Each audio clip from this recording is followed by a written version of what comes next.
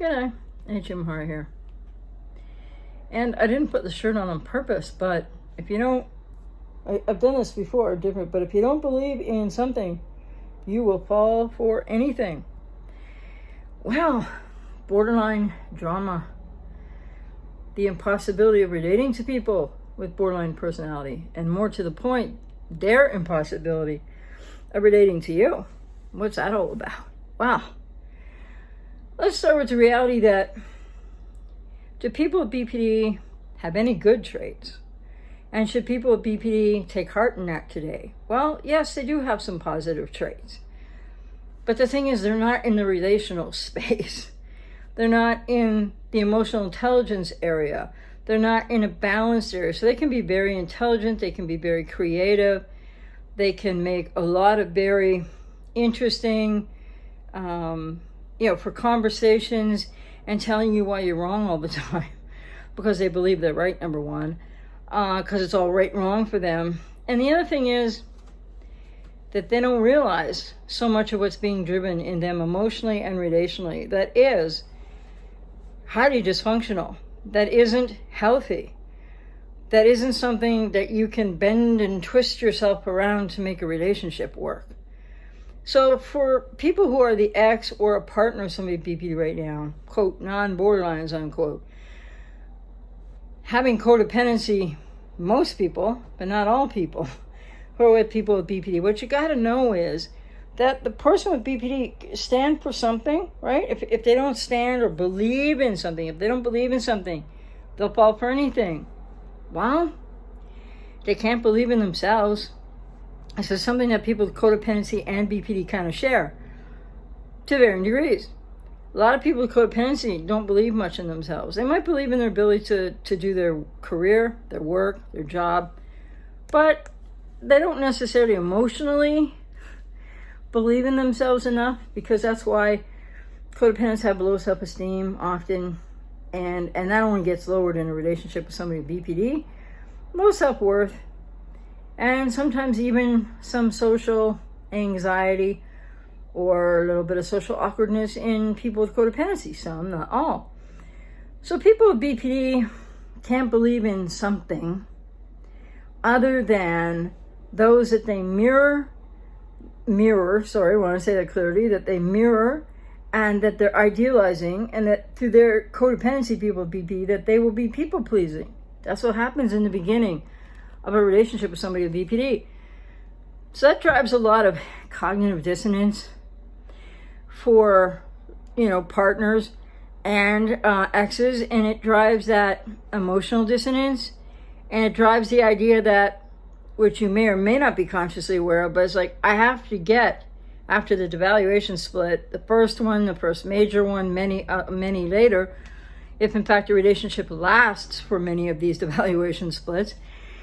And often when a person with BPD splits through devaluation, they don't really come wholly back to idealization. Some can for a time, some can or will, but many people with BPD don't. And so there are more and more people online with BPD who are supporting what I'm saying, not on purpose, but they talk about how they have to leave relationships, how they have to get out, how they have to choose to be the one that goes, because they don't know why exactly, but they might say something like, I can't handle it, or so they both want something like a relationship, to be loved, and I presume they also want to love, but that's where they're most impeded, because in the 75% of people with BPD, they were not loved, or not loved enough, or loved only intermittently at best in their childhoods, and so and usually not even that. So they have no container of self, like I've said before, to know self or to feel anything for self other than the injunctions and the created introjects, which are, to say the inner critic, the voice, if you will, the narrative of a parent who treated them really adversely, who really was mean or emotionally unavailable or both. And so when you're kind, they just straight up don't get it. They can't believe in it because they don't believe in themselves, because they don't know who they are. they can't trust it because they can't trust themselves because they don't know who they are. It all goes back to what more people are writing about with BPD online, about this emptiness, which I don't know that I would have ever described it that way in my past, but they describe this emptiness that they have that is this. Well, actually, I saw something a couple days ago on a certain site where some people write, and it was a person with BPD writing, and they actually, like, how Freudian is this potentially? They actually, I can't remember the sentence, but where the word self would go, like don't have a self, not sure self, feeling all this emptiness because of a lack of or something, or yeah, the word was missing. The word was entirely missing from the sentence. I mean, I don't think it's going too far to say that's a bit Freudian. Because usually people might misspell a word or something, but the word was just missing, like the self in people with BPD is missing. So they're absolutely seeking identity through you. You have to try to remember this, especially if you're in a really painful place right now. If you've been ghosted, or if you're trying to, the relationship has ended, or it's on again, off again, you don't know what's going on. Or you are the ex of somebody with BPD, but you're still feeling sorry for them, you're still got empathy. I mean, that's okay, but not when it's like instead of having that for yourself, right? For people with codependency. So this idea, I mean, people we all know probably, or unless you're new to this, people with BPD are definitely going to show up as a quote persona unquote. It's not really a facade of persona like a narcissist. It's just that they don't know who they are. So they don't have anything, like the shirt says, they don't have anything to believe in. So they start to project out, and it's projective identification actually, that they try to believe in you if you've been with somebody with BPD. Why? Well, because there's nothing else for them. And whether they know that or not, it drives a lot of emotional pain, drives a lot of poor behavior, drives a lot of neediness, drives a lot of all kinds of adverse experiences that codependents go through with people with BPD. But they do have some positive qualities. And you'll mostly see that in the beginning. But then part of the addiction for people with BPD, which is obviously psychological and does involve, the neurochemicals released when everything's so great, the idealization, mirroring, BPD codependency, people-pleasing place. Yeah, well, you want that feeling back, right? And so that becomes one of the biggest addictions for people, non-borderlines after these relationships or when they're on and off, etc.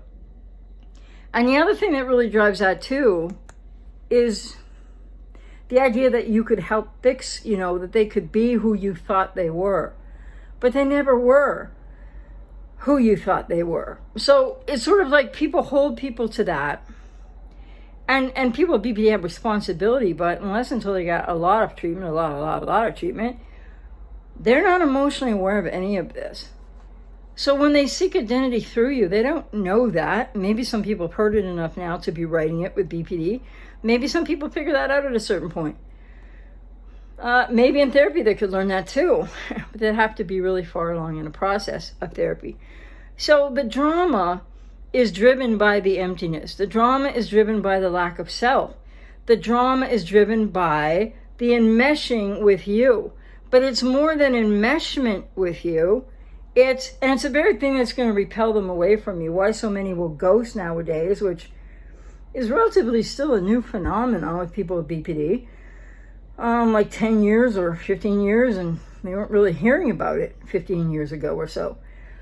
But intimacy, yes, the hint of intimacy or closeness, or you really being loving to them and you're really being kind to them and you're pointing out positive. Well, in all kinds of studies about BPD, even though I think most of the ones in America, they're not replicatable. They don't allow for replication. They don't allow for criticism. Not real science, but I will give them this much, because you don't have to study it in a study to know this. People with BPD do have an over inclination, which I don't think is necessarily so genetic, but can be part of the impact of the abandonment wound and other wounds in childhood on the brain, which neuroplasticity can change in a psychodynamic therapeutic process of them getting therapy. But they are really prone, like they live in negative land, really, most of the time. Because if you don't have a self, then you can't trust self, you can't know self, you can't, and they're missing their emotional landscape. Okay, so like, yeah, they're inundated with feelings and trigger dysregulated emotion, but they don't know what to put that back to, so they don't know about the repetition compulsions, or even if they know it up here, they still haven't connected it in their emotional landscape.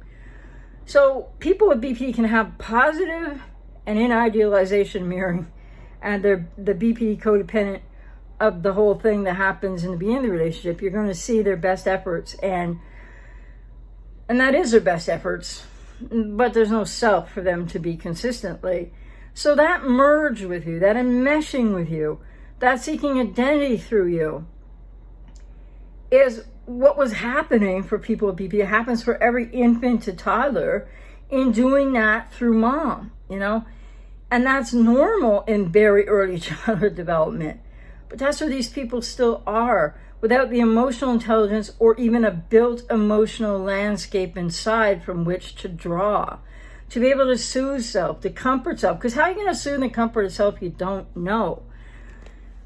So I hope this is helpful to somebody with BPD and or to loved ones or exes or current partners of, because they don't seduce you, and they don't persuade you, and they don't make you do anything. But for many people, it feels that way. But for codependents to take back their own responsibility, you have to start realizing that even if they have some positive qualities, they're not in the relational arena, unfortunately. And who you thought they were, you're never going to recapture that person, because that person doesn't really exist right now.